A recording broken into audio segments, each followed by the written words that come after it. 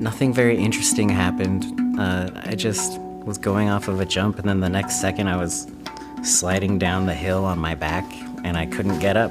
It was sort of odd how it just happened. I don't remember the exact moment of it happening or anything. It just, yeah, but it changed my life. I'm what's considered a complete injury at the T12 level. So incomplete meaning some movement, some feeling, so complete being no movement, no feeling. I had really good care the whole time. I had to trade hospitals a few times because of insurance reasons, and then I eventually ended up at the U because they have the best program.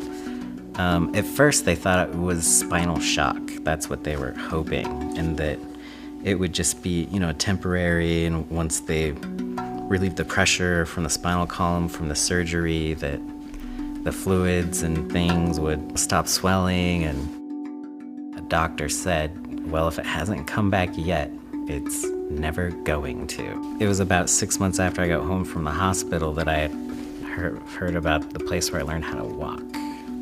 I, for some reason, always carried with me that I didn't know how or when, but I just knew I would be walking again at some point. Eventually, just for some reason, it just made sense to me.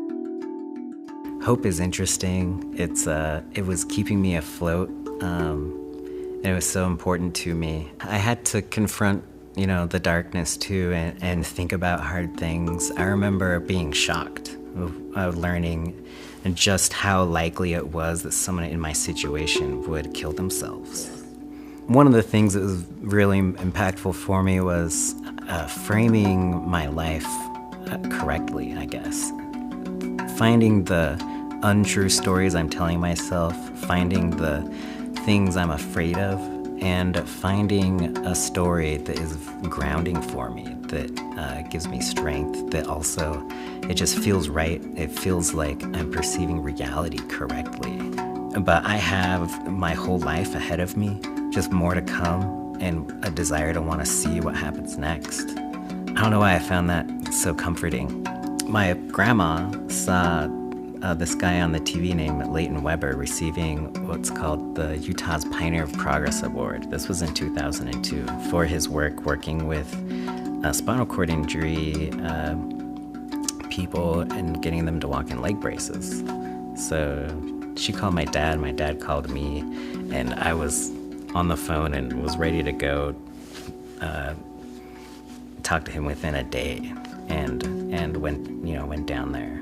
Walking is about 70% energy efficient due to an energy transfer mechanism of trading vertical potential energy for forward-moving kinetic energy. So yeah, I still have mass of being paralyzed. When I raise my mass up, I shift my hips to one side, weight bear on one leg, and the other leg swings forward just like a pendulum. So yeah. No muscles necessary to walk like this in leg braces. Right now, I think it's sort of sad that people in my situation with spinal cord injury and having to, be in a wheelchair are only given one choice. And I think getting this is a mobility choice out there. I know I appreciate it so much, and I would love to help bring it to other people who would also appreciate it. I want people to understand that not knowing how to do something is not the same thing as it being impossible.